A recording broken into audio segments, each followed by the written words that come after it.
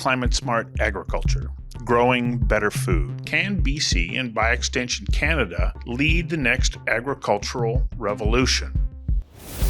Hello, I'm Stuart McNish, and you're listening to Conversations Live. Conversations Live is a long-form public affairs dialogue series addressing the big issues of our time. For each episode, we bring together subject matter experts for a deep conversation designed to provide you with information that helps you make more informed decisions.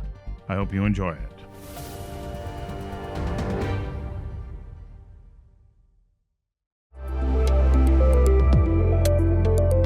Do you know where your food comes from? Do you know how it's produced? Do you know if it's sustainable? Do you know if it's environmentally damaging? Do you believe farmers and food producers can improve their practices to save the environment? I really think that the industry is on a path of continuous improvement.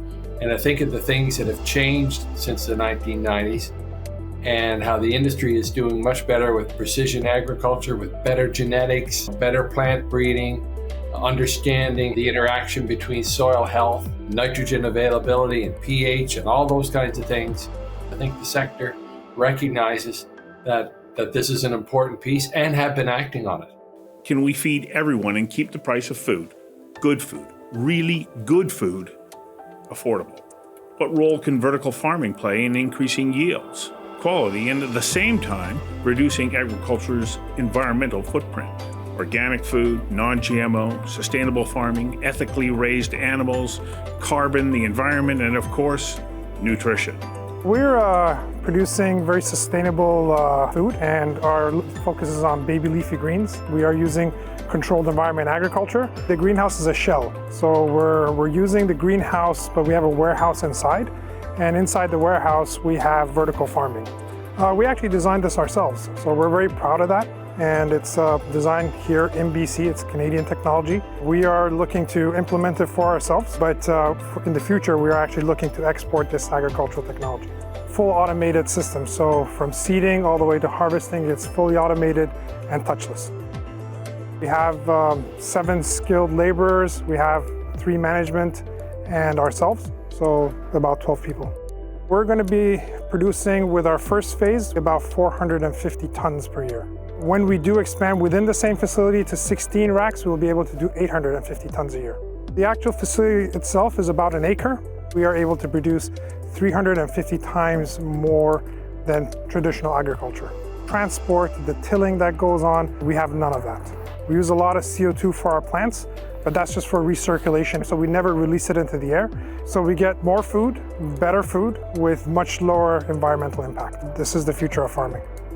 It doesn't matter if you subscribe to vegan, vegetarian, paleo, blood type, Mediterranean, or raw food diets, the food has to be produced.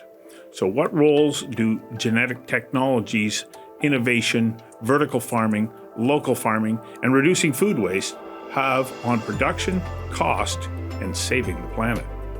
Our garden can help folks who are experiencing food insecurity by supplementing produce within food box program. Our garden was created with a sheet mulch, so that means we do not do any digging.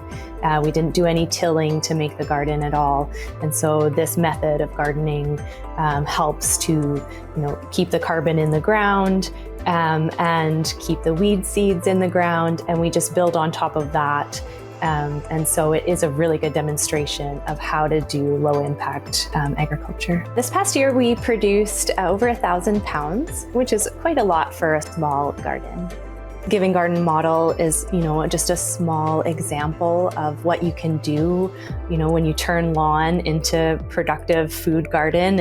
These little models in our backyards are so great for food security, but the problems are very complex. And so we need to think in a bigger scale of how do we lift people up, who don't always have access to local food. Genomics can play an important role in defining the genetic basis or heritability of traits involved in carbon capture. Crop researchers examine genetic variability in plants like morphology, physiology, and biochemistry to understand the impacts of nutrient and water uptake and its conversion into biomass through root, shoot, and leaf growth. In British Columbia, Genome BC and Investment Agriculture Foundation of BC together launched the Genomic Innovation for Regenerative Agriculture, Food and Fisheries program, while nationally, Genome Canada launched the Climate Smart Agriculture and Food Systems. Together, these two programs will invest in the development of genomic tools and approaches to address the twin challenge of increasing food production sustainably while mitigating the impacts of climate change. Do organic grains provide more nutrition? Are they more environmentally friendly? How are seeds produced? How do we increase food production per acre? Are there lessons to be learned from the Food and Space program? Because after all, there has to be something we can learn from them. Space exploration is a profoundly powerful economic engine, especially for a country like Canada. We try and figure out what the nutritional composition of the plants are that will sustain human life indefinitely. We need proteins and carbohydrates, so we need to expand the scope of commodities that we produce. If we can develop reliable, robust sensors that can meet the technical challenge of reliably monitoring nutrient management solutions in a hydroponic system, that is the biggest technical black hole in controlled environment agriculture today. We have the technology in many respects. We're going to get there with the nutrient systems. We're getting there rapidly. That's a good thing, and it will continue to improve. And it expands the scope of the technical solutions that we can bring to bear on high-density food production. Is or can British Columbia be a leader in changing agriculture's environmental footprint? Climate smart agriculture really focuses on producing crops for export that are easy to transport. And of course, the prairies have a big advantage, and they can produce lentils, send them dry on a boat. It takes a long time, but it doesn't matter. They arrive perfectly fine. When we look at the crops BC is best positioned to produce, we also, though, should be looking at exporting technology, and that's what the Netherlands has really doubled down on. They are the greenhouse capital of the world, but they don't export their greenhouse product to North America for the most part. What they export is their technology.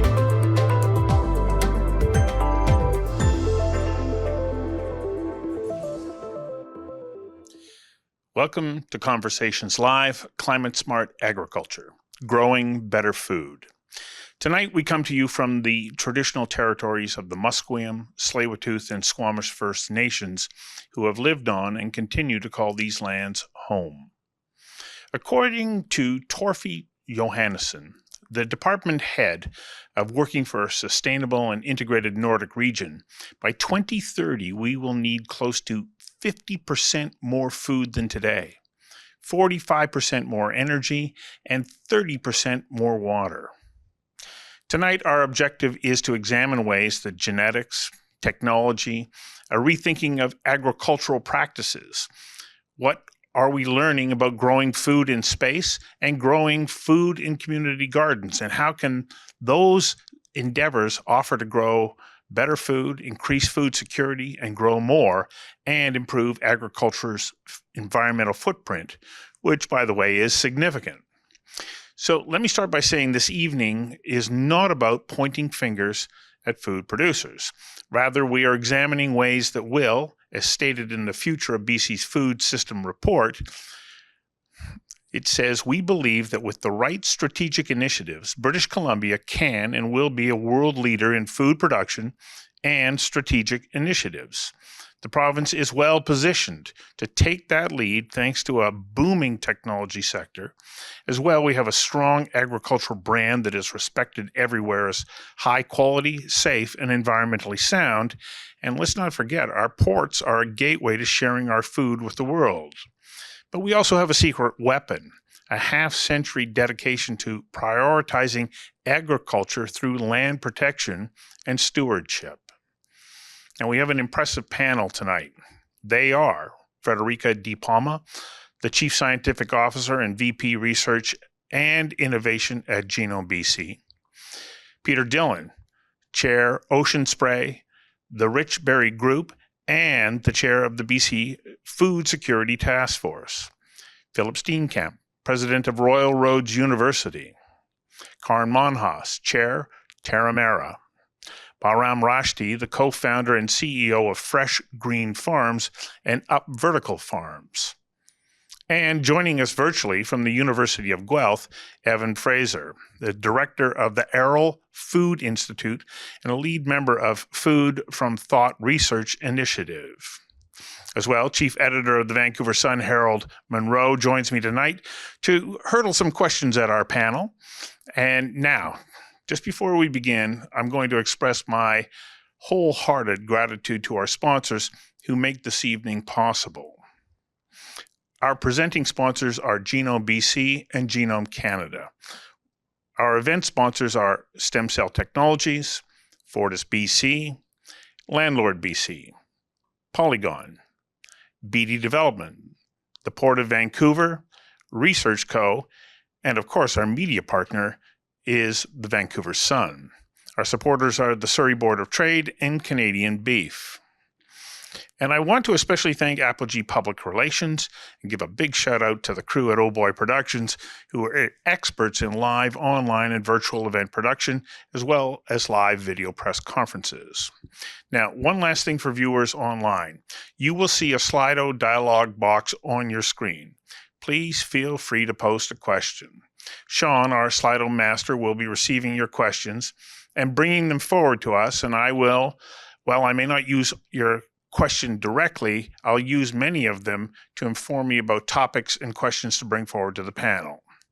Now, to set the stage, here is Mario Canseco of Research Co., who conducted a poll about our impressions of food production in BC. Amy, can you play that video, please?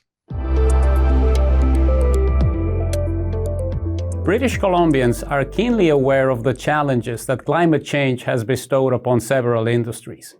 Almost two-thirds of BC residents are aware of the actions that the agriculture sector has taken to reduce its environmental footprint, a higher number than what is observed for other industries such as forestry, natural gas, and mining. In the last few years, BC has experienced severe weather and forest fires. At the start of this century, it was customary for BC residents to think about climate change as an issue that would negatively impact the global food supply, but that would have little influence on Canada. The situation has changed dramatically, with 3 in 4 BC residents knowing that climate change is a threat to our own food supply, a level of concern that is slightly lower than what is currently observed for both our country and the world. BC residents have become more demanding when they go out shopping. In our survey, at least 1 in 4 say they are looking at labels frequently to see if the food they buy is organic and free from genetically modified organisms. 3 in 10 are also actively trying to figure out the origin of the food they buy at the supermarket. As customers get more acquainted with the groceries they buy, some are willing to pay more for food that meets certain characteristics. Almost 2 in 5 BC residents are willing to pay at least 6% more for food that is local, while about 1 in 4 would also pay more for food that has no genetically modified organisms. At this stage, just over 3 in 10 BC residents are willing to spend more if their groceries are certifiably organic or come from a company that has implemented policies to reduce greenhouse gas emissions. For Conversations Live, I'm Mario Canseco from Research Co. Now, I have one last video that I want to play. It's short, but it helps us set the stage so that we understand partly the scale of what it is that we're trying to do. This from Dr. Frank Mitloehner of UC Davis. Amy, can you please play that video? Imagine this sheet of paper here being the entire surface of the Earth. That's all of it, 100%. Now, I fold this sheet of paper, and I will fold it twice until it's roughly the same size as a postcard. What you see now is roughly the total amount of land in the world. The rest is water and ice. That's all land in the world. Now, this here is my business card. And the equivalent amount of my business card is all agricultural land. So this here is all land. This is all agricultural land. And if we now take this agricultural land and we fold it into one piece that's 1/3 and the other 2/3, and then rip this business card into pieces, then we have a agricultural land mass that's 2/3 marginal land. And marginal means here you cannot grow crops because either the soil is not of good enough quality or there's not enough water, that land is referred to as marginal land. Okay, so 2/3 of all agricultural land in the world, but also here in North America, is marginal, cannot be used to grow crops. So what do we do with that land? We graze ruminant livestock there. And why? Because they can make use of cellulose-rich feeds. Cellulose is a carbohydrate. They're the only ones that can digest that. Humans and monogastric animals like pigs and poultry cannot. So 2/3 of all agricultural land are marginal, can only be utilized by ruminant livestock. The remaining 1/3 of my business card is what's called arable land. Here you can grow crops for humans and animals. So that's how limited we are with respect to total land in the world that can be used to grow food for people. And I want to bring one more nuance to this. This 1/3 of my business card, the arable land, has to be fertilized.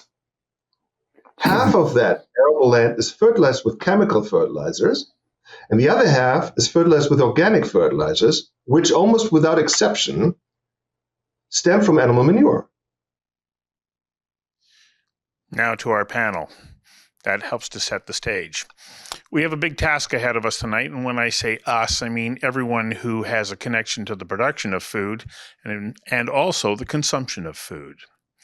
Now, Peter, I just want to give you a heads up that I'm going to come to you last on this first question because of your role as chair of the Future of the Food Report, which speaks to many aspects of climate-smart agriculture, but it also covers topics that can add to our discussion tonight. So, Federica, I'd like to start with you. I'm going to ask you and then all other panelists the same question. As stated in the food report, can BC and by extension Canada lead the next agricultural revolution, one that is climate smart? And I'm assuming that you're going to say yes. How are we going to do that? Thank you for the question and thank you for the invitation on this panel. You asked me if they can, and yes, they can. That doesn't mean they will or would, but yes, it's absolutely possible. I think BC, as you have already in your introduction illustrated, has a number of components here that are extremely strong in the ecosystem for this to happen. There's the technology, there's the environment that is extremely resourceful. There's a lot of water. There's a lot of agricultural land, and an incredible amount of innovation that is bubbling up in the ecosystem.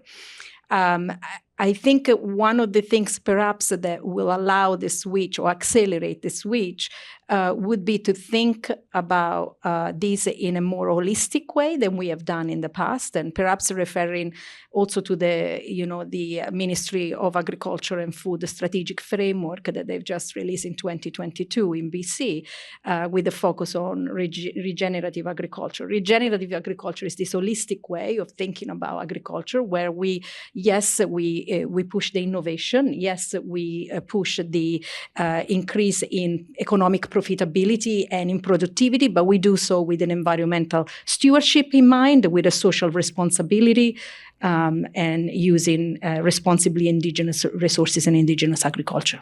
So if all of these pieces come together, I think this is possible. But genomics are going to play an important role in that. It's the technology, it's the innovation, absolutely.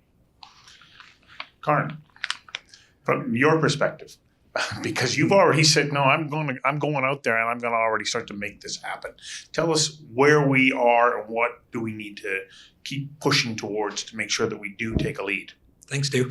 Yeah, I mean, I agree. We absolutely have an ability to be a world leader here. Actually, Vancouver and BC already hit above its, our weight class in terms of agriculture and agricultural technology. I think 13 years ago when Terramera started, people would have laughed if you would have said that, Vancouver would be a global agri-tech leader. And now when you look at the number of quite significant agricultural products, agricultural companies and technology companies focused on this area here. I think a huge part of this is, being on the West Coast here a lot, I think people have been, and especially in entrepreneurship, there's been a lot bigger focus on trying to figure out how we can bend the curve of economics and climate and environment so that we can actually bend the curve of profit and economics to align with environmental and climate benefit. And so these are hard problems to be able to solve. And BC is a leader in clean technology, and agriculture is a real major part of the solution that we have to be able to get aligned if we're going to actually solve these climate issues. I would say it's the most important. So, I think a few things are happening here. One is, a social change with people looking to see and consumer demand looking at different types of products. Organic was long been one of the movements, but you see how much is going on in terms of labeling and the fight around labeling. But it's going more than just organic now. People are looking at nutrition. They're looking at climate effects. There's increasing conversations around soil health, carbon footprint, regenerative. Regenerative agriculture, which I'm sure we're going to talk about, is, I think, going to change, is the most important revolution in agriculture that the world will see. It is as big or bigger than the Green Revolution. You can call it regenerative, you can call it soil health, you can call it whatever you want. But I would say if farmers do not, if we do not start switching to regenerative agriculture, it will, those that don't switch are going to be left behind economically. And it's not just the social pressures of change. So there's cultural changes, there's generational changes with farmers, there's economic changes in terms of supply chain. Costs of things like synthetic fertilizer are so expensive that traditional farming just isn't profitable to the same level that it was, and climate change in terms of being able to not only mitigate climate change but adapt to climate change. So soil health is the key part to that. That's something that I think a number of jurisdictions, in particular, in BC, the BC government launched Regen BC. It's this is an opportunity to really take some leadership, but it will take a lot of, effort, focused investment. BC doesn't have a lot of land holdings, but it is at the forefront of wanting to try some different things.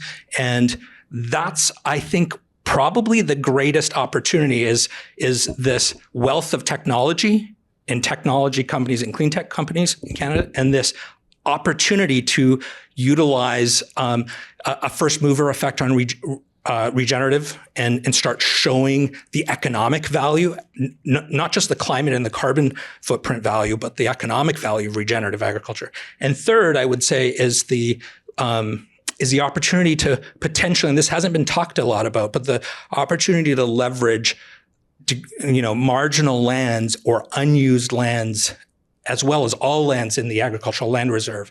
We're not using a lot of the lands that we have in the land reserve. And so how do we actually take that asset and turn that into something that allows us to be a world leader?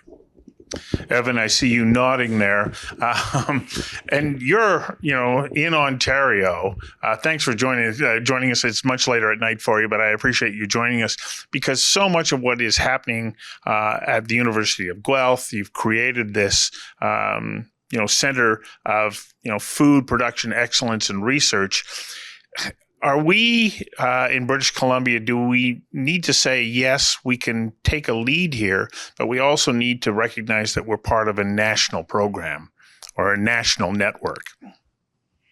So I think this is a wonderful question, and I think this is a brilliant conversation, and I firmly believe that we actually face a generational challenge, but also a generational opportunity here. And the previous speakers, Karen and whatnot, have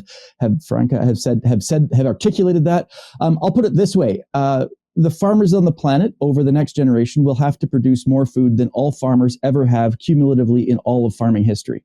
That's the scale of the challenge, and the scale of the opportunity is that the same technologies that created the internet, the same technologies that gave us 7 vaccines within 18 months of a new virus emerging. Those same technologies can change how we produce food.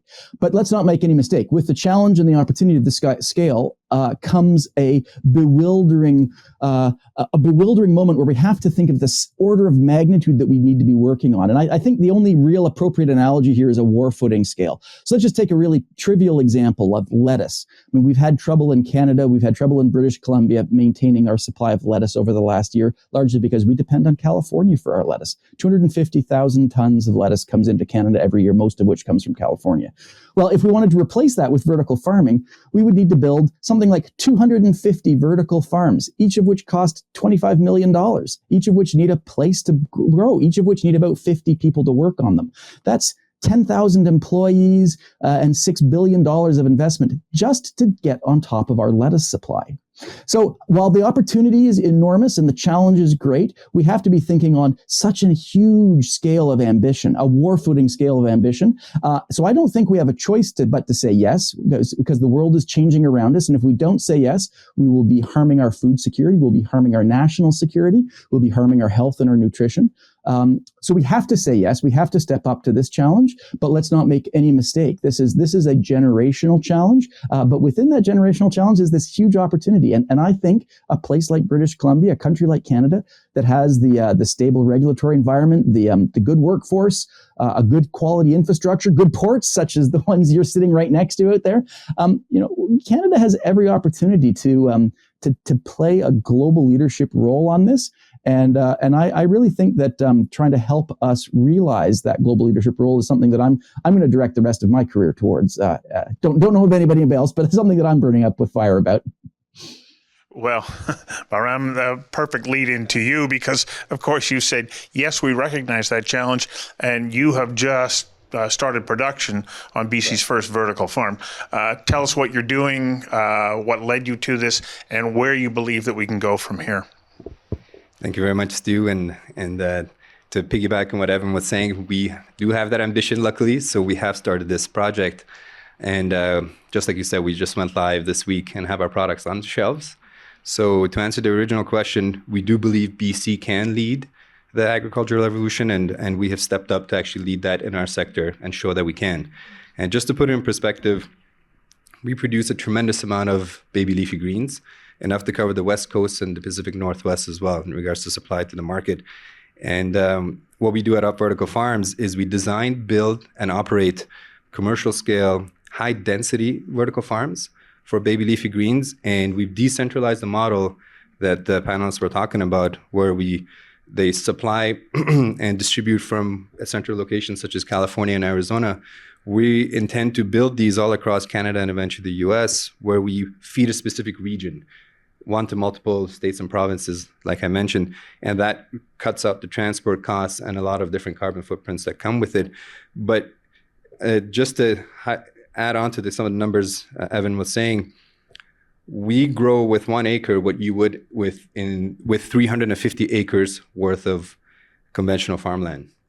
So it's extremely efficient. We've designed it to be extremely efficient and cost effective, and our products are actually priced to compete and replace the field-grown supply coming in. It's at the same price as well. That was always the intent.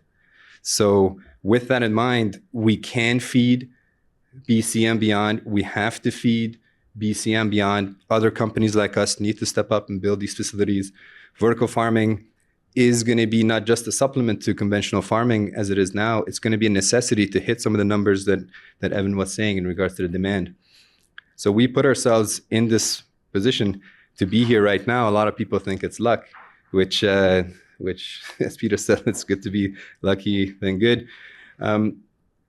We knew many years ago, it's almost a decade now, that we've been working on this project, and we took our time to make sure that when we do hit the market, we can supply consistently and reliably food that is clean and that is good.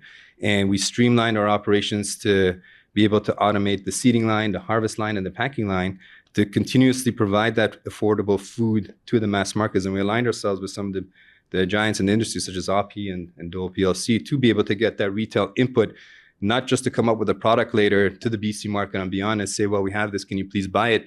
We've perfected our ecosystem and our actual production facility to be able to produce what the market wanted in advance. So now we're saying we produce what you required, and it's local, it's pesticide and herbicide and fungicide free, it's touchless, nobody touches the product, and it's reliable all year round, and it's affordable. It's the same price as I mentioned.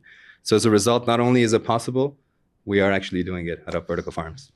Well, I'm happy that you're doing it, and you're doing it on scale, because as we've seen, getting product out of California and southern United States becomes more and more difficult. But we also play a role individually and in communities. And this is where, Philip, you and the team at Royal Roads come into the equation. What is it that you're doing that we as individuals can learn from, or as collectives in neighborhoods, that can help us to reduce the environmental footprint of food production and ensure food security? Well, thank you for the question. And I was a little intimidated by Evan's comment about the scale we need, given the scale I'm working at. But I do think we have to work at all scales. We have to work at the individual scale, the household scale, local, regional, national, and international. And at Royal Roads University, we situated at Hatley Park, the southern part of Vancouver Island. Used to be the Dunsmuir Estate. It used to be a fully functioning working farm. When I started there as president 4 years ago, I was wandering around and I was wondering why we were not growing food. I mean, this was a farm after all. And then I also learned about the Indigenous history there. And that site was called Teachemista, which meant gathering place. And Indigenous communities from all over the region would gather there to gather food. Both, of course, the food in the lagoon, but also the food on the land. So it's always been an important site of food production. So we started at Royal Roads to think about how we might make this contribution to the United Nations Sustainable Development Goals, particularly Goal 2, which is zero hunger. And the first thing we decided to do was to bring food production back at Royal Roads. And so we started a project in the old Edwardian kitchen garden, which we reimagined as a world garden. And the first garden we planted there, we called the Giving Garden. And the Giving Garden produces fresh fruit and vegetables, which we supply to community organizations. Last year to single mothers, food insecure single mothers, seniors, and also to new Canadians. Small scale initially, 1,000 pounds last year. This year, we're looking at producing about 250 pounds a week, which is going into the system there. And then over time, we are going to expand that garden. The importance of this is, Stu, I think, is just to get people used to the idea of making a contribution. You can make a contribution, and you can do it anywhere. We've got about 5 acres in the kitchen garden, but we're thinking now about the entire university as an edible landscape. And we've engaged faculty and students and community in this exercise to reimagine that land and to engage with our community.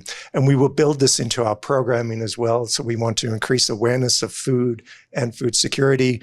We're working very closely with Indigenous communities as well. We have an Indigenous ethnobotanist, Ken Elliott, who's working with us and advising us. And the next garden we are building this year is an Indigenous food and medicine garden. So you need to work at all scales on this. And I think it just raises awareness, it raises consciousness, and it makes a contribution. And interestingly enough, the new mayor of Colwood is very interested in vertical gardens. I know, and I know he's very interested in your vertical garden as well, your vertical farm. So within the region, I think we're going to see this happen at all different scales. Peter. So, the really nice thing about being glassed is you can say everything they said. and all right. So, can BC be a leader? I got to give or a lot of credit to Premier John Horgan at the time. I sat with him and we started talking about food security and how important this issue would be. This was a conversation in 2018. Farmers knew this already, that production was dropping. And they couldn't understand and figure out why production would be dropping year after year. And I remember talking to then Premier John Horgan And we would just start talking about, well, what's going to happen? Because listen, I mean, we're at 8 billion people on our way to 9 billion people. How the heck are we going to feed everybody? And I think, some of the people ahead of me have really pointed out that this is going to be a significant problem, the amount of food that has to be produced. So we went on our way and started doing this food security report and, identified areas in the world that were really leading, cutting edge, like the Netherlands, Singapore. We start trying to say, okay, well, what can we do? And, at that time, Premier Horgan always felt that we could be the Netherlands, of the Americas. And do I believe we can? I believe we certainly can. So we had our report in 2019 and 2020, just before the pandemic. Here was the report was delivered to the BC government, and as we were trying to look at the report, we realized that production was one part of what we thought food security was, and farmers will tell you the amount of waste that occurs on the farm because they just can't get their product to manufacturing. And one of the things we identified was that we had insufficient manufacturing of food products. And, as we look at climate change and solving some of the issues around weather, why is it that we're driving food 1,000 miles to get processed and then driving it back to consume?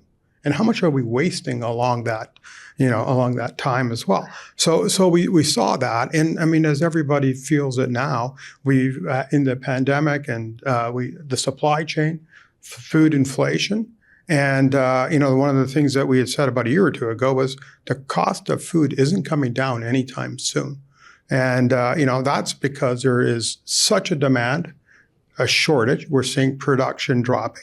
And I can tell you, the two gentlemen here to my right, it's not one or the other. It's both. It's actually both of these guys are going to solve what I think is some of the things that we need to do and how we look at food production going forward. But we also have to actually think about the consumer at the end. How do we get food to the consumer in the most efficient way, get it to the shelf? That's where almost 100% of people buy their food, on a shelf. So what is the impediment to us increasing that kind of food production in BC? Do we have underutilized agricultural land reserve lands?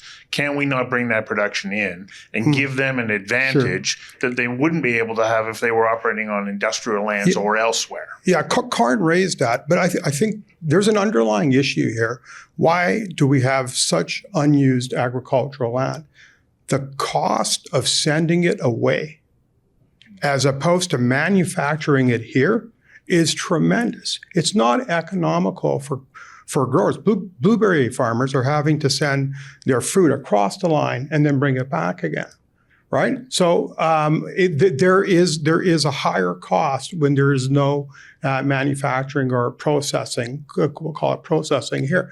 And so one of the things that we realized is that there was a shortage of processing. But yeah,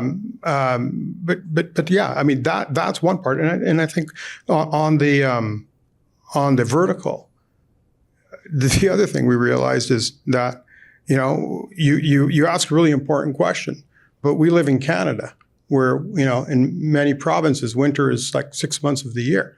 So we're kind of not able to grow for the other 6. So we rely on other jurisdictions. And I was at a conference of a lot of farmer cooperatives, and they had the Secretary of Agriculture speak to it. And today, I mean, everyone is realizing food security is national security now because of the shortage of food.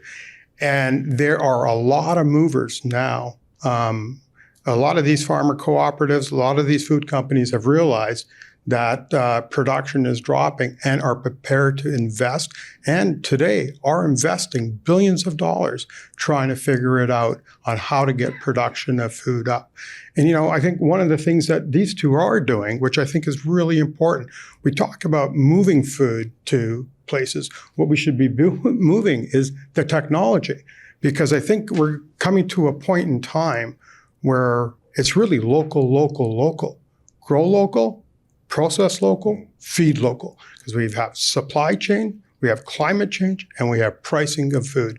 And we have to start thinking about how we can drive kind of a local economy here.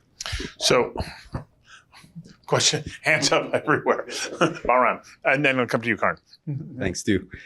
Just to add a bit more insight as to what Peter was saying in regards to figures, when we say we feed BC and beyond, we produce up to 850 tons annually in our facility, in the 1 acre facility of baby leafy greens.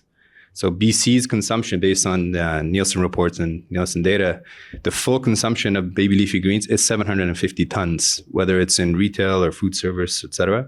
And so we're entering the market with 9 racks out of the 16 that is built for, entering in with 450 tons of annual production of baby leafy greens.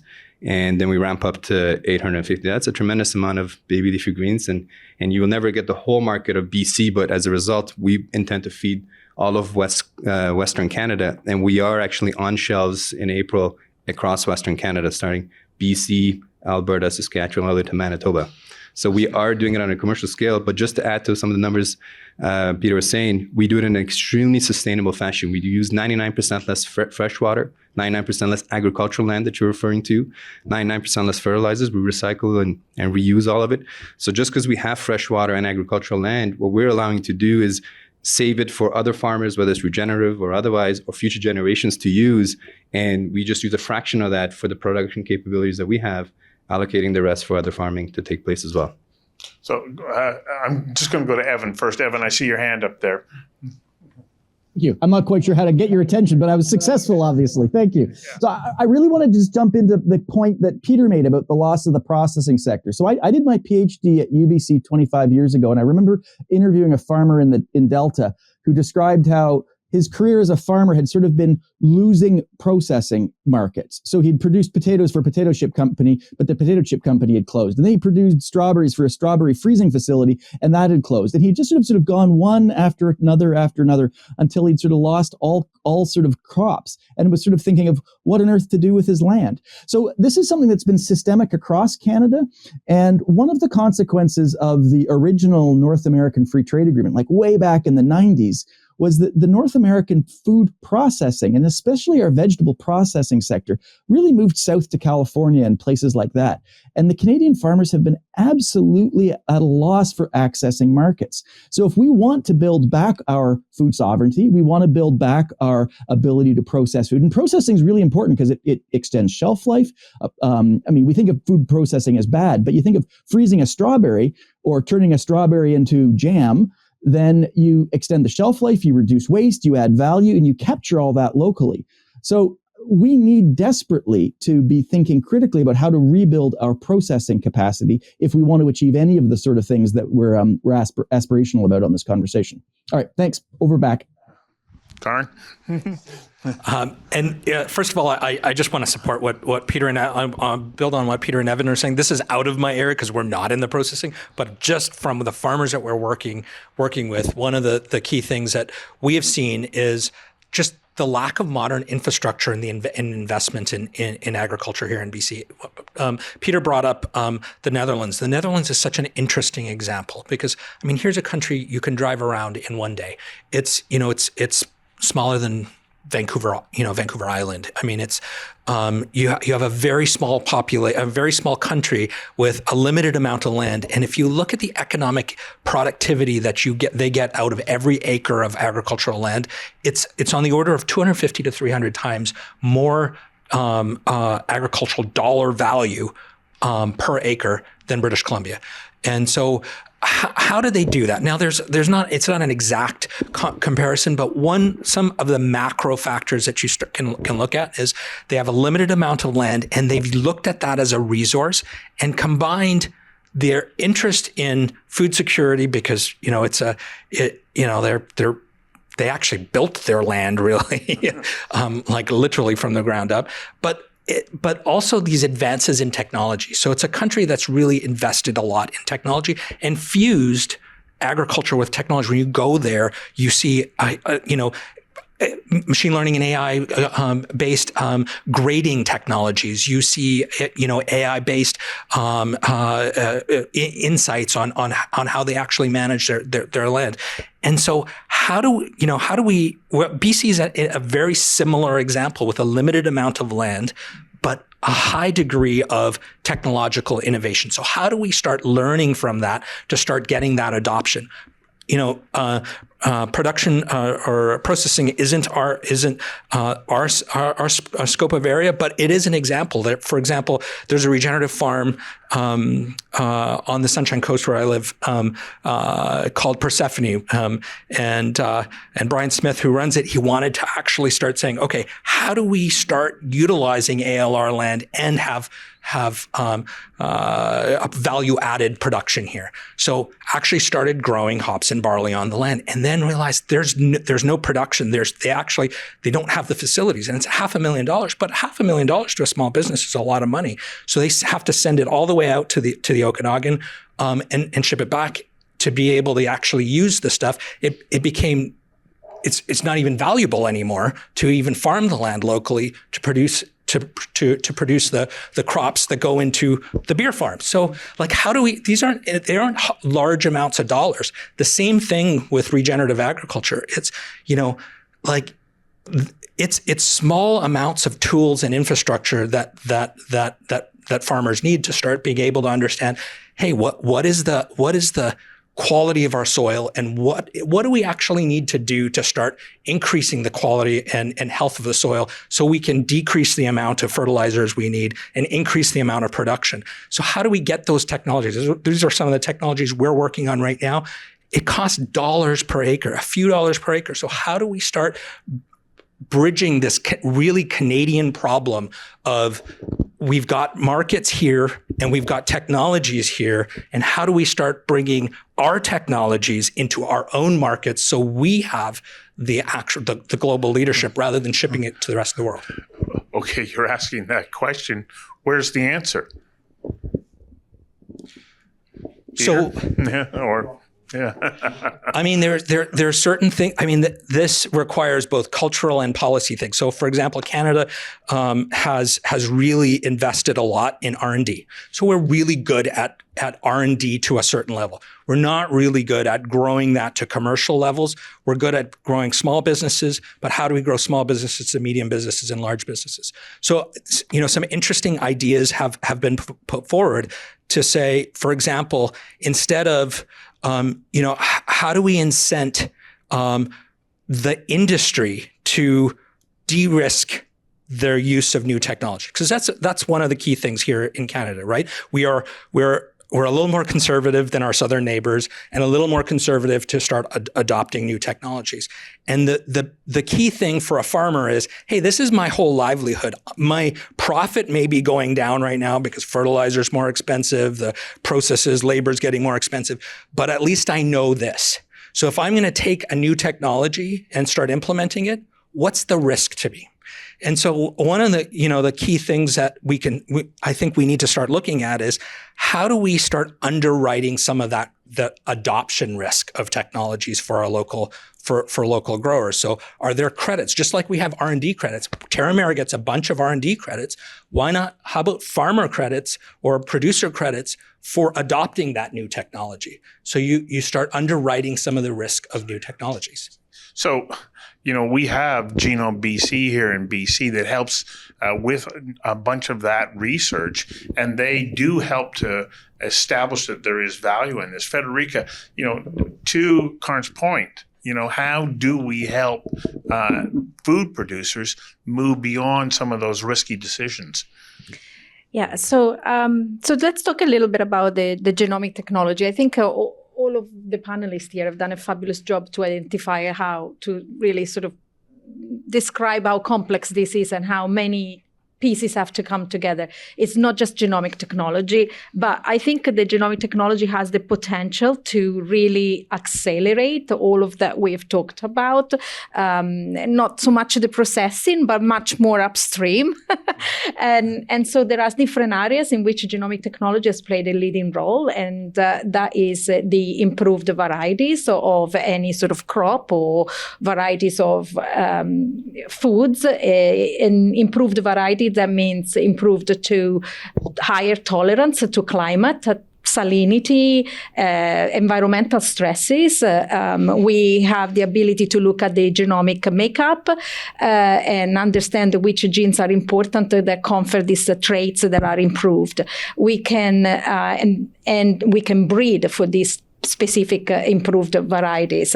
We can also look at the climate pressures that people, have been mentioning, and through the genomic makeup, we can ensure that we can create varieties that can adapt, foods that can adapt and can mitigate as well the issues with the carbon emissions. And we talked a little bit about that, and also the improved use of the efficiency of the nutrients.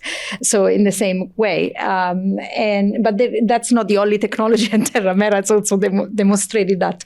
And of course, we have the waste. We talked a lot about the waste, and so microbial genomics and is helping us in ways like this. So this is sort of the way that genomics is helping accelerate. The other thing that is really important, and I think BC has also very much a strength, is also protecting from a surveillance diagnostic point of view what comes into the country, and also what gets exported in terms of viral, in terms of diseases, contaminations with diseases. And so genomics has the switch to very old molecular ways to new sequencing technology has allowed to do this much, much faster, and has put us in a much better position to export our foods and also to check when we import our foods. So this is a sort of but I think there is an issue. I see laughing and nodding.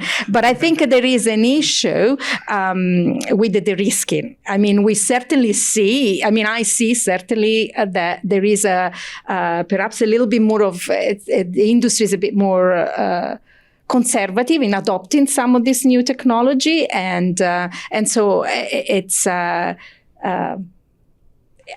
How there are different incentives that I think that the province could give to allow this uptake of technology for economic benefit. I'm going to turn over to Harold right at the moment. Harold Monroe, Vancouver Sun. You have a question for the panelists. Oh yes, thank you. Very interesting so far. There was a mention earlier of labor, and I am interested in that perspective as well, perhaps for I guess two different angles here. One, we hear every summer about a shortage for labor in the valley for pickers, and the Okanagan for pickers as well.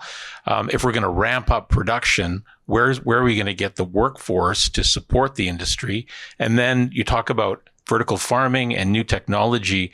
Do we have the programs in our universities and college to train the next generation of farmers who need to know about these things? Peter. Yeah, no, thanks for the question. I love the question. You're absolutely right on the first part. Are we short on labor, farm labor? Absolutely. I would even go as far as saying if we didn't have the foreign worker program, we would not have many farms left in British Columbia or for rest of Canada. Young people just don't want to go to conventional farming. They just don't. And it is so critical. Every year, we get less and less people that are interested. Just the process of getting people here is now starting to become a little easier. But to your point, British Columbians, Canadians don't want to do it. Now, what's being done on the technology side is actually a really different mindset. Let me share a story with you. In 2019, I was in New York City at an ag tech conference. It was about 350 young people, kind of like, well, even younger than Karn as well. I mean, very young. And I was standing in the room, and one of the older people there, and I'm looking at this 350, and I go, "What do you guys do?" They go, "Well, we're farmers." "You're farmers? Well, where are your farms?" to go, like on the rooftop here or in a container over there. And that was my aha moment. It's not that young people don't want to grow food. They're just redefining farming. I think we think farming as a field, a tractor, and a farmer. And they think, no, farming is actually in a room, moving this button, using these controls, have a white lab coat on, and growing food production. And I walked away probably the most inspired I ever was that, young people are not disengaged from growing food. They just don't want to do it in the conventional sense. But I think businesses like this are going to re-engage young people to come back and grow food. So when we grow food that way, are we addressing some of our environmental and climate issues because we're taking that transportation out, we're keeping it local? Philip, I know that you want to jump in on this topic too.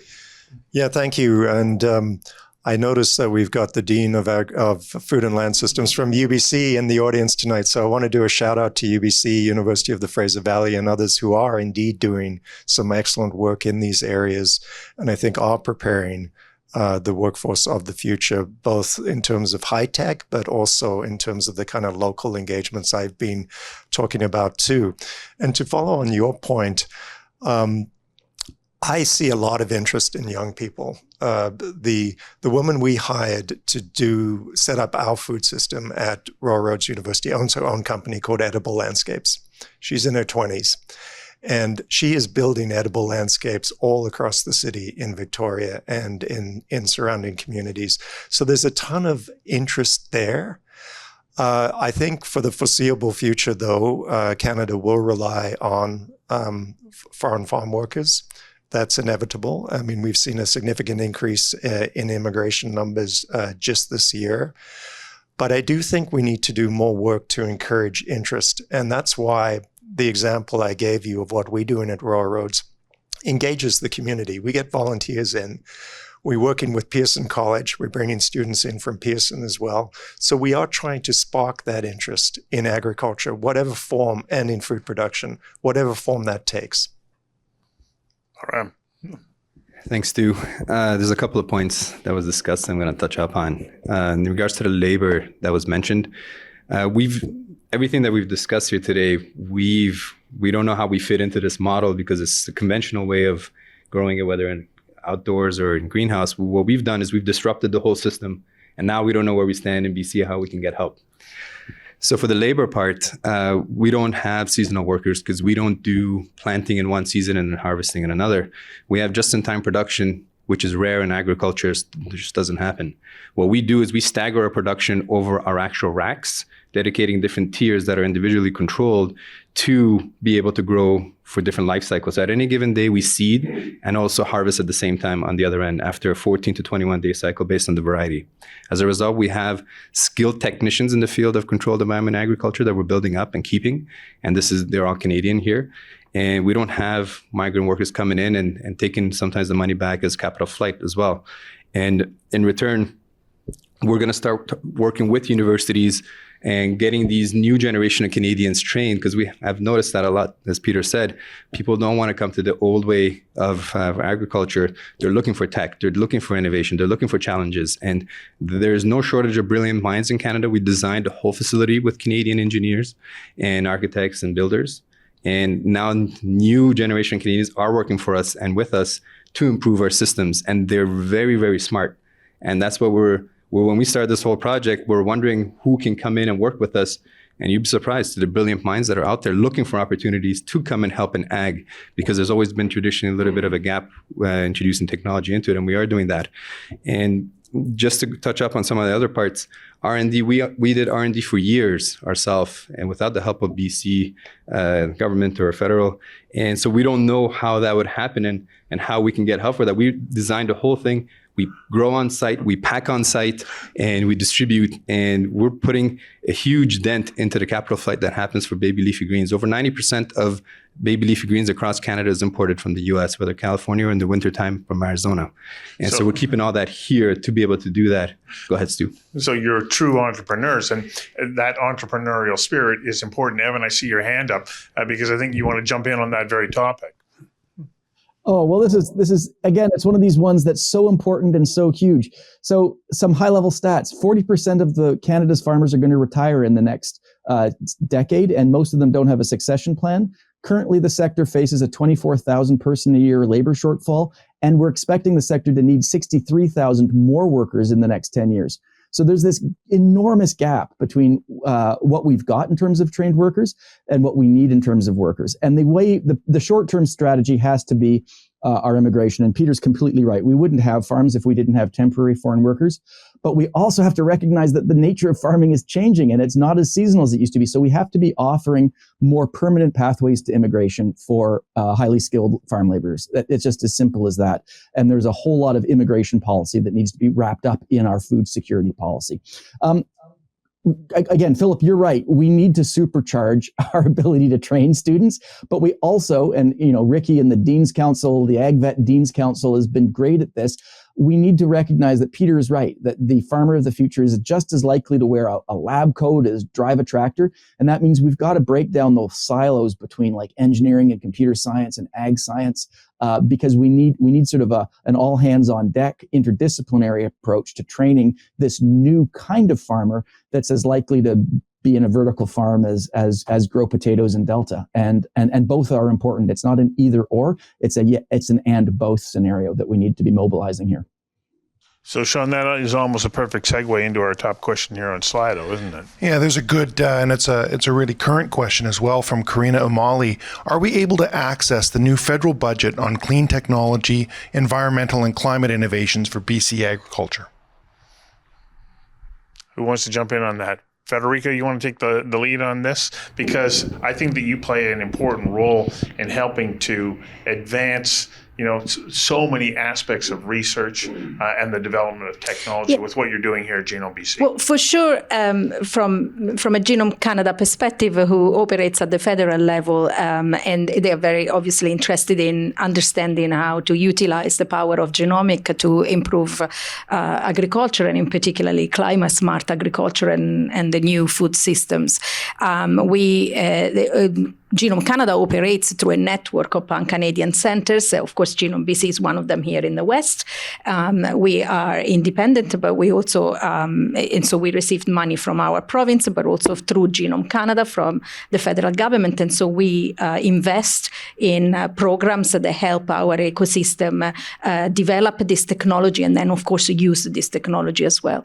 And company uptake this technology. So we work all the way from upstream, building capacity, R&D, and beyond by partnering as well with businesses to try and solve the more important challenges. So I think that our agency for sure plays an important role in terms of investing in this area. I just would like to make a point that when we talk about genomics, because I know Terramera is here and we said a little bit about it, and also Evan said, when we talk about genomics, genomics is also a data science. And I think a lot of the next future agriculture is also precision agriculture, which we haven't talked very much, but it's part of that, the regenerative agriculture. And it is about really learning about data, and it's about integrating also the data. So it's about making predictive and decisions to try and save on resources, on minimizing the wastage and increasing the productivity at the same time. And I think this is important when we talk about BC because and Canada in general, because having worked in food security abroad, I see that the potential for data coordination in this space and using it effectively for precision agriculture is a little bit behind. And I think this is, and Genome Canada is doing tremendous work to try and bring a coordination at the level of data, not only for agri-food, but also in health. But I think this is just an important point to make, because we can have everything else that we've discussed here today, and nothing will actually advance without paying attention to this. So Peter, to your report, you talk about that there needs to be this push to create ag tech incubator programs or accelerators. How important is that? And then when you tie it into coordinated effort by educational institutions at all levels. Peter, can you speak to that and then follow with you, Philip? Yeah. So listen, I just want to go back to one of your questions earlier. You said, well, what's the answer as we were putting this out? Oh, is there a one sentence answer? This is relatively not too long ago that we weren't even talking about this. And in recent times, food security has become top of mind. And so I think we'll figure it out. We have to figure it out. And there's smart people, not just here, but in many other rooms that will. And when we did the report, we were looking at, these centers that could emerge around innovation, around ag tech, and to do what we saw in verticals, but also precision farming, I think exactly. So, we were kind of identifying that if we go forward, it's not a one or the other. It's a multiple number of things because we realized that the declining food supply globally is a huge problem. You look at Europe this summer. They had the hottest summer. And I don't know who drinks champagne around here. I think a few of these panel members probably do. But the Champagne region, in for the first time in France, didn't grow a grape. And it just is now starting to show that you just can't rely on the same thing. And as we looked at this report, it was about disruption. It was about looking at doing things differently. How do we do it? Supporting the existing, conventional way, but also looking at new methods. And there's so much noise going on, not just here, but around the world on what ag tech is. And I think it is getting defined. It's getting defined by these guys here. It's getting defined by other people as well. But, you look at the Netherlands. You really, we talked about the Netherlands and how they've, kind of looked at growing food completely different. The USDA actually now recognizes ag tech as a very viable opportunity around food growth. And, it's kind of one of the few administrations that have actually said this is about the future. So it's I'm not sure I answered your question, but the question is quite a big one. Philip. We're in the middle of something that Dr. Thomas Homer Dixon calls the poly crisis. So these crises we are seeing, this is not a perfect storm. This is not a coincidence. These crises are converging, and they're feeding on each other, and they're going to multiply. And, Evan made the point about the need for multidisciplinary, interdisciplinary approaches, and we absolutely need that right now because all of these issues are interconnected. So climate change obviously affects food supply. We saw the way in which the pandemic cascaded into the economy, then into politics. The atmospheric river here in BC in November 2021, devastation through the Fraser Valley, cut off our supply chains. You mentioned the crisis in Europe, the drought and the heat. That's going to continue to occur. So it's not an issue of local versus global. We have to do both. We have to relocalize as much as we can. So we're growing more, our supply chains are shorter, but we also have to keep trade open too, because there will be this variability across the world. We've seen a significant increase in hunger just in the last few years. Estimates last year were 828 million people in the world were malnourished, 45 to 50 countries, serious levels of hunger. That has cascading effects, migration, social conflict, war, and this all feeds on each other. So this is a roundabout way of answering your question about the institutions. We have to look at all these problems and how they intersect and work on them kind of collectively, because it's all part of trying to secure our food supply, as well as many, many other things as well. But, to the question about whether this is possible, I looked up some stats. I think in the early 1900s in North America, households were spending 42% of their income on food. And in the years before the pandemic in North America, it had got down to around 10%. It's starting to rise again. So we've done this before. We've seen these technological revolutions before. Evans, I think, painted a very vivid picture of the scale of the challenge in front of us. But you've heard, I think, tonight about the remarkable technological transformations that are available to us. And in combination with really good policy and kind of cultural change, I absolutely think we can get there. Karn. So I just wanted to pick up on a couple of topics that were just threads here. So one is data and two is climate.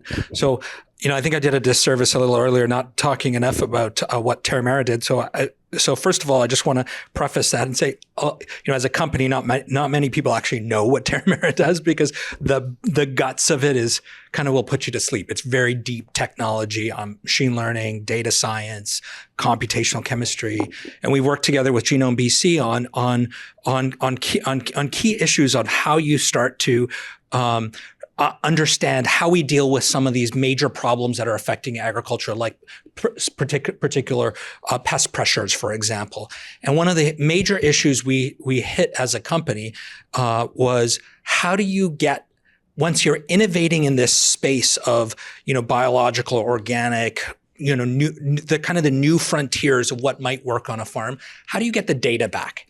And agriculture is just like, we have this conversation in medicine. It's a similar thing here in agriculture, because the data sharing and data privacy is a huge issue. So we ran into all kinds of issues around testing out new things out in the field and being able to quickly iterate and figure out what's working, what's not, so we could train our machine learning and AI systems to be able to work better.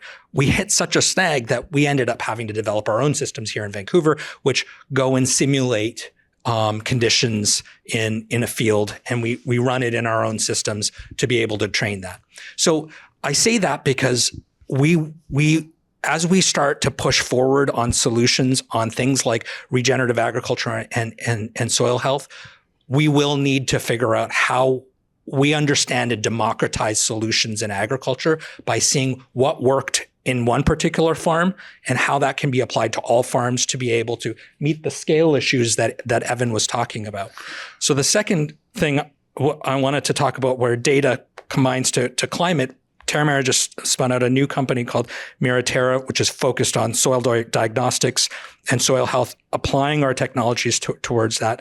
And we're trying to now figure out, how do we get these out in a way that it's economical to be able to share that data.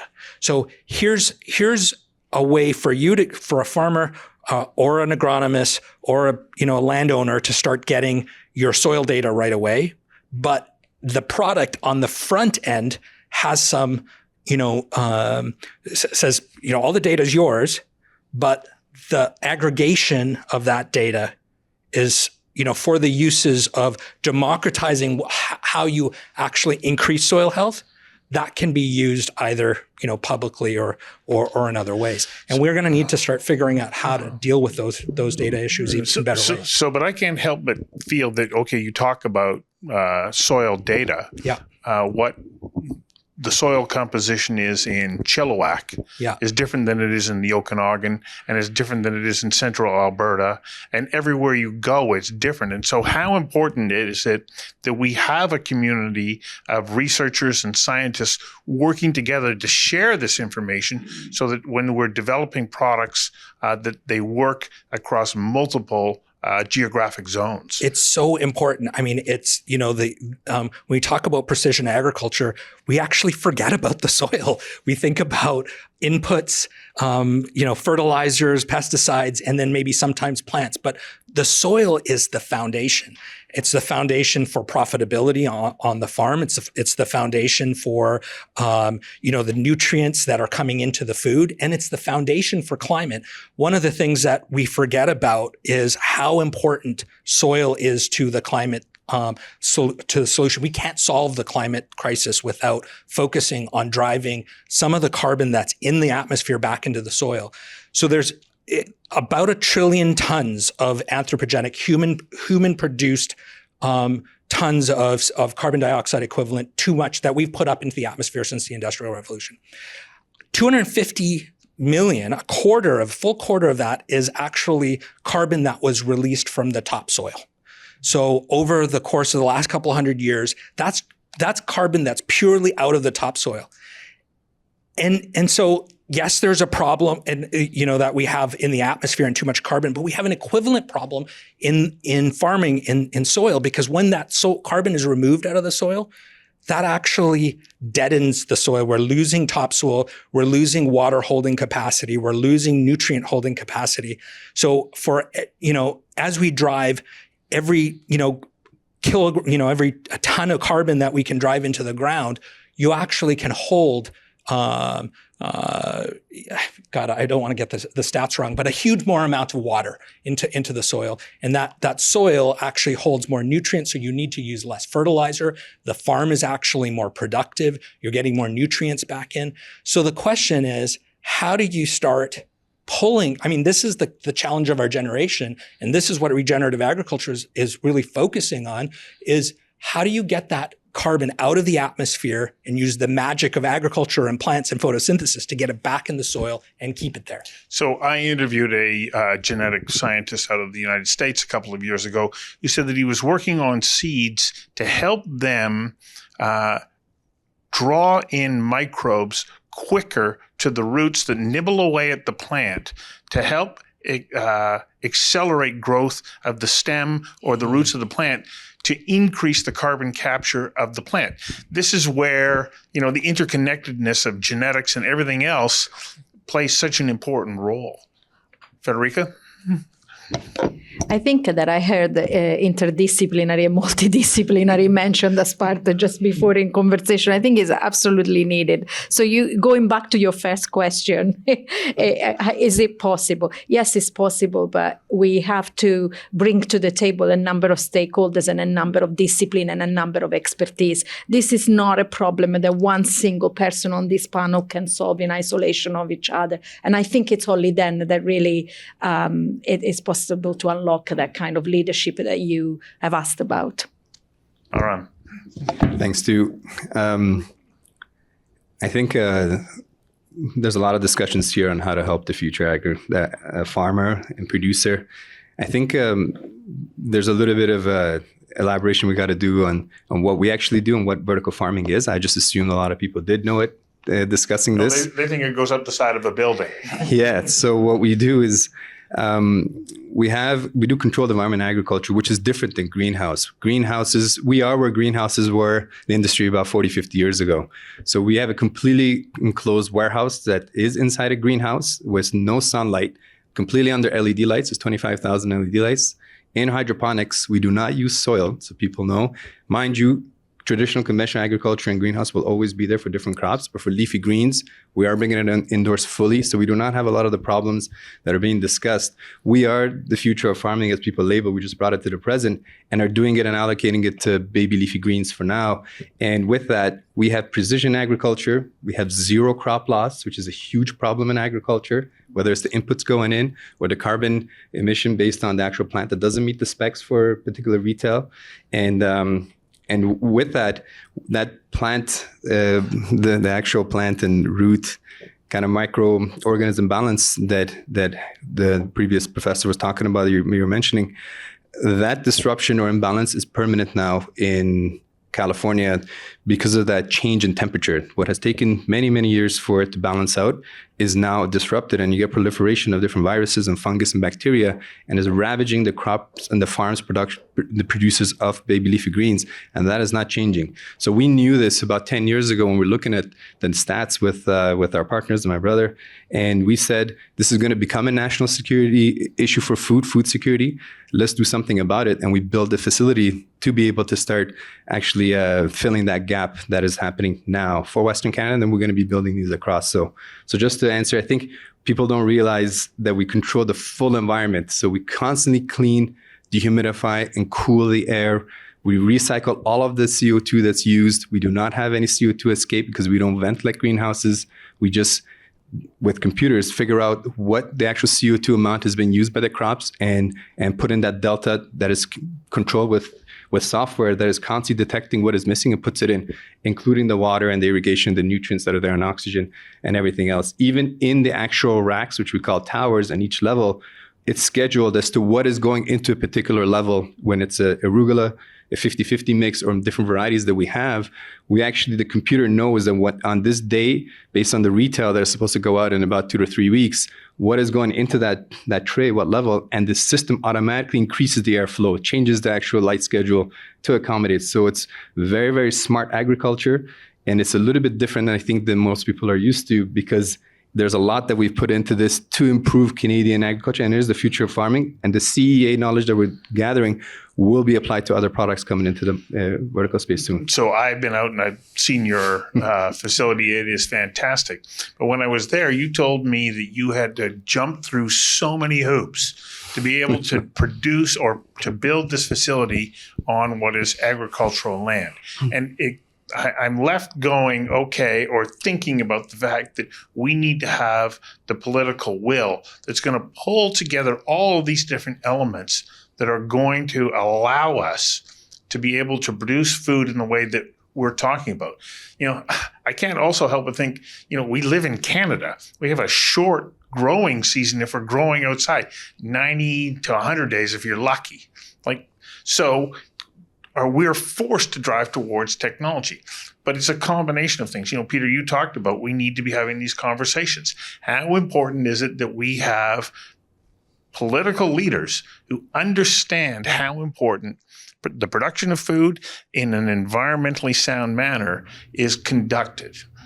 Yeah, thanks, too. So let's get real for a minute. By 2030, over 1 million acres is going to be coming out of production in California. And we all know how much we rely on California. We need this. We really do.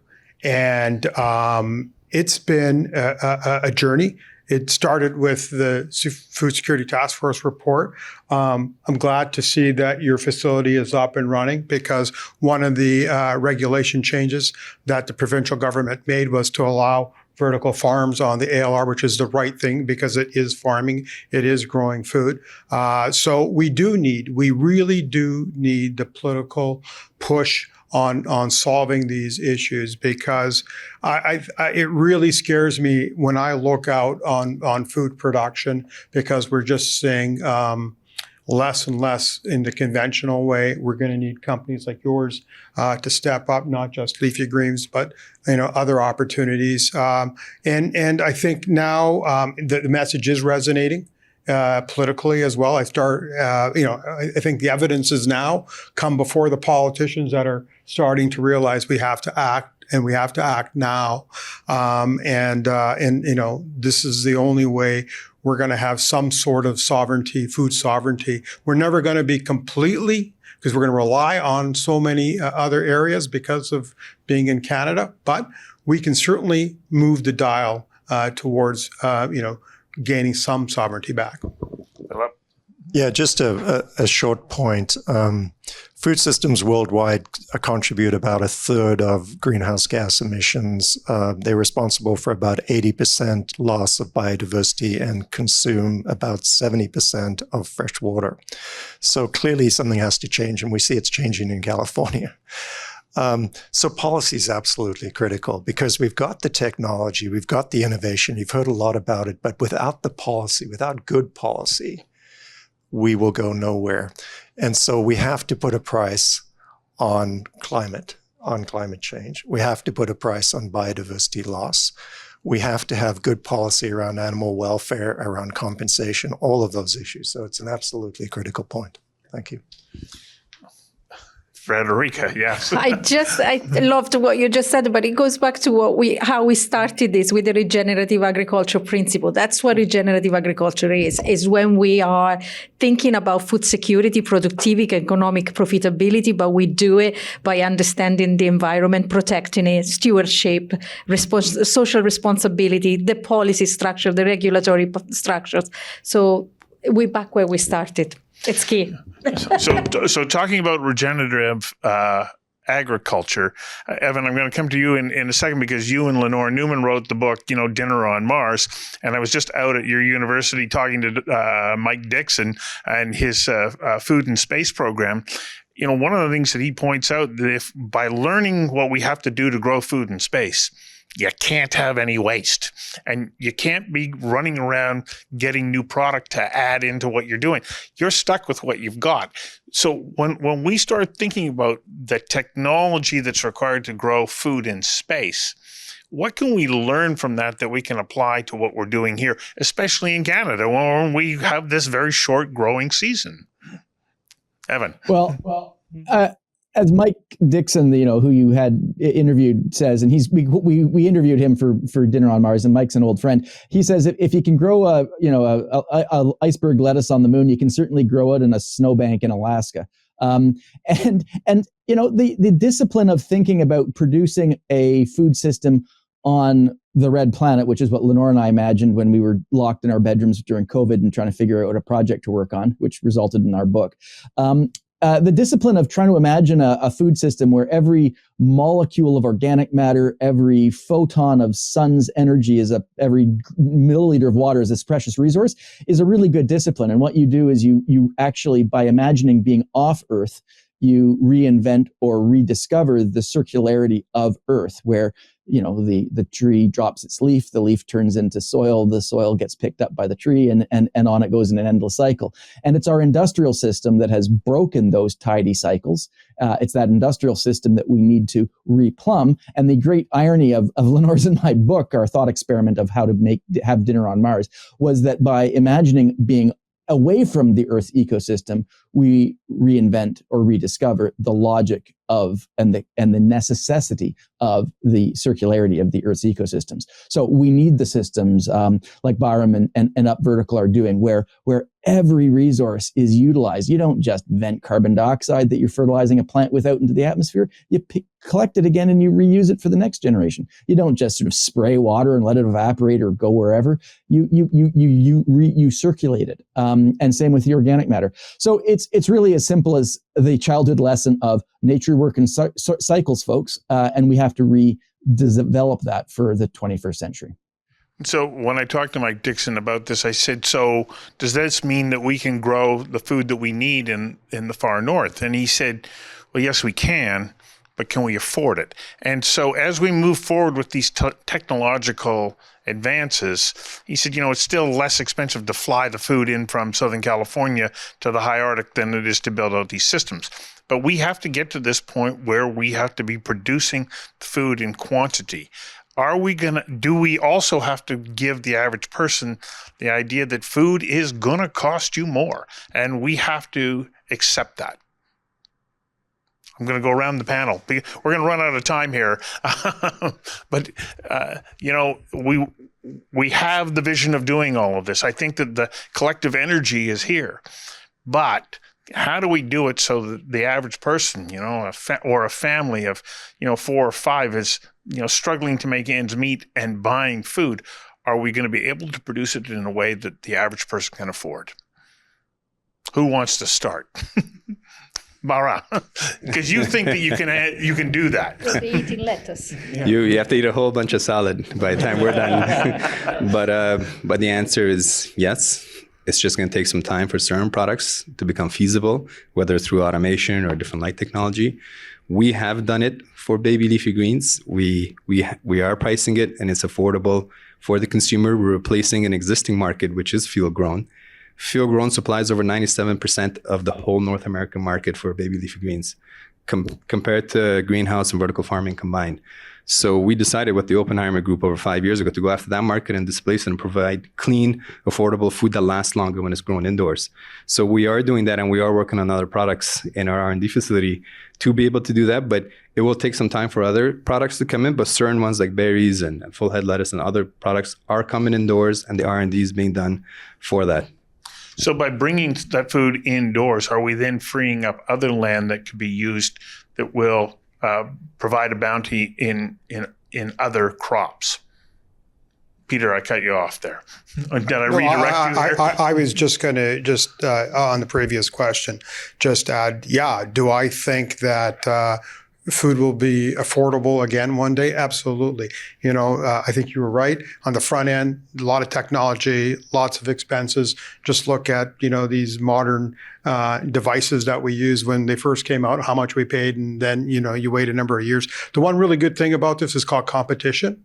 It will in scale. And when you have competition and scale coming in, I think we will be able to bring those costs down, but also coupled with good policy as well, where governments are also helping, lowering costs. For example, just on the vertical, it's a farm, right? And farmers today in BC, we get supported with reduced rates from BC Hydro because we're a conventional farm. The energy costs, they're growing food. They should be exactly getting the same help as conventional farmers are, because they're doing the same thing. They're just growing it a little differently. So there's some policy, but I think as it scales up and the competitiveness comes in, I think we can get back to a affordable cost for food. Federica, you're ready to... Oh, right. Yes. I guess, yes, absolutely. With regard to your question about are people willing to pay more? Yes, probably people will have to pay more, but there's a whole concept of sustainability, I think, that we all have to embrace, not just the process around agriculture, perhaps even us. There's this whole circular ecosystem that Evan talked about, thinking from space. But the reality is we need to relearn how to live with our environment in a more sustainable way and without so much waste. And I think that those principles they have to come in as well. So if we take a look at what you're doing at Terramera, in many ways you're actually increasing yield and bringing down expenses. Right. And so are you bringing a net benefit that's going to make crops more profitable for farmers? It absolutely is. So I think as we move to the adoption of technology and the move to the transformation to regenerative agriculture, it will bring down the costs, increase yields, increase the efficiency of what we get out of a field. But there's, like any technology, there's an increase in costs before there's a decrease in costs. Just as Federica was saying. Exactly. Yeah. So once you get the economies of scale, so if you think about something similar like electric cars, so there just isn't the economy of scale at the beginning to be able to compete with gas, with combustion engines. And so, there needed to be some investment to de-risk people buying that, to bring the cost down. And now, as you're seeing the increase in adoption, the economies of scale in battery production and infrastructure, it's starting to get to the point where it's starting to get closer to in line with combustion. It's the same thing in agriculture. So I think this is particularly important on field, not to take away from vertical at all. There's, I think vertical farming will have, there's certain key areas like, leafy greens and certain vegetables, but calories will need to come from areas where you have, the energy of the sun. And I also think, agriculture has been a net contributor to climate change. We talked about the carbon released from the soil, from tilling practices and from other practices. But soil agriculture is so important because we need to start covering up that land with plants that start being that engine to drive the carbon back out of the atmosphere into the ground. And as we do that, yes, there's a cost in new types of technologies. For example, in regenerative agriculture, you don't necessarily have one crop. You don't have a monocrop. You actually grow across the entire field. And so in that field, you have multiple crops that come out of it. So you increase the amount of profit that's coming out. But now you need some different equipment to be able to harvest that. And so those are the things that we're going to have to think about. How do we arm growers with either increased food prices temporarily before they go down, or some things that, policy wise, like happened with electric cars, to really supercharge the transition. Philip, and then one last question, which has to do with genetics and GMOs and so on, because it's a question that's come up. I'm going to go to Sean here. Philip. Well, just a huge endorsement of moving away from the monocultures to the multifunctional landscapes. I think that's absolutely critical. But to your question, I agree that food prices will come down, but I think the transition is going to be very rough. And I think in terms of policy, we really have to focus on the food insecure and supporting the food insecure through that process. I mean, our obesity crisis right now is a crisis of people who cannot afford, many of whom cannot afford healthy food. And the challenge, I think, over the next few years, as we get to that sort of equilibrium, is going to be to make sure that we have in place the supports for people who will face food insecurity locally and internationally. And one other thing I'd say is we really need to work on food literacy through this period. You saw the polling at the beginning, which was interesting, about people being prepared to pay more for organic food. But I just think much more emphasis on transparency and on traceability too. And there's a big consumer demand for that. And that would be very helpful in managing that transition.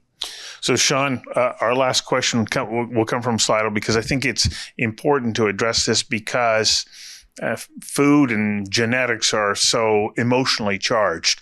Ask the question and then let's answer it. Okay? You got it. The question is, what is the current extent of GMO and genetically modified seed and food products in BC? What are the labeling requirements? And are there any restrictions on GMO with regards to food? Federica, I'll go to you first. I'm afraid that I've only been here 2 years. I don't know in BC. I can tell you what it is in Europe, but I don't know here. Well, tell us what it is in Europe. Like, what is the perception about genetics and the production of food? Because as we've discussed tonight, we cannot do what we want to do if we do not incorporate advances in genetic science. Yeah. So I don't know, actually, I'm not up to date with the regulation currently in BC on GMOs, where I was in the UK, and everything, of course, outside of the UK as well, is properly labeled. There has to be labeled. There has to be transparency. Now, the question about GMOs, the perception, I feel it's been very debated. I think it's almost like I liken it a little bit to the same question that we are having right now. When can we de-extinct an animal, maybe one of our favorite creatures or whatever? And people get all upset with the ethics of it, or what are we doing? Are we playing God and all of these things? But the reality of it is that what I was saying, how genomics is improving our variety, is by understanding what portion of the genetic material, what markers, what gene is responsible for improving a particular trait. So it's a small modification to improve a trait in a very controlled way, to understand whether it will grow better in salinity, whether it will be better tolerant to certain stressors, environmental stressors, whether it can be resistant to the pests that are ravaging and destroying, some of our.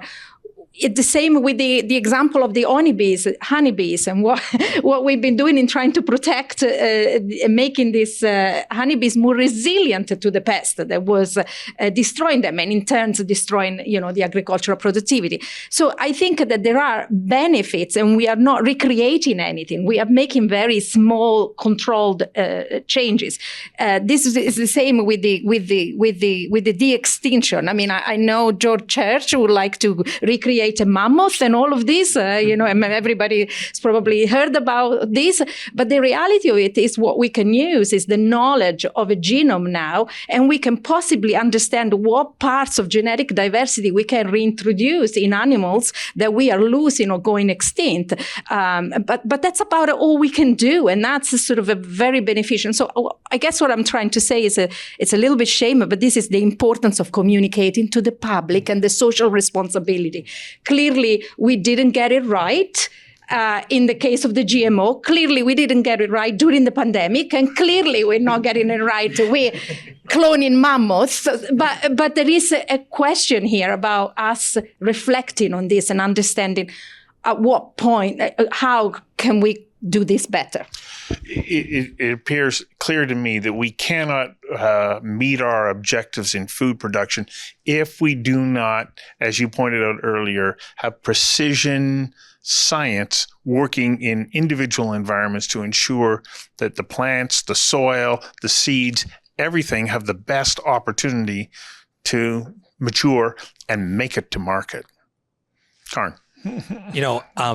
Thanks to you. Just going on Federica's, I don't know the stats here, but I have a real difficulty with this because I feel like this is a bit of a red herring that gets out in the world.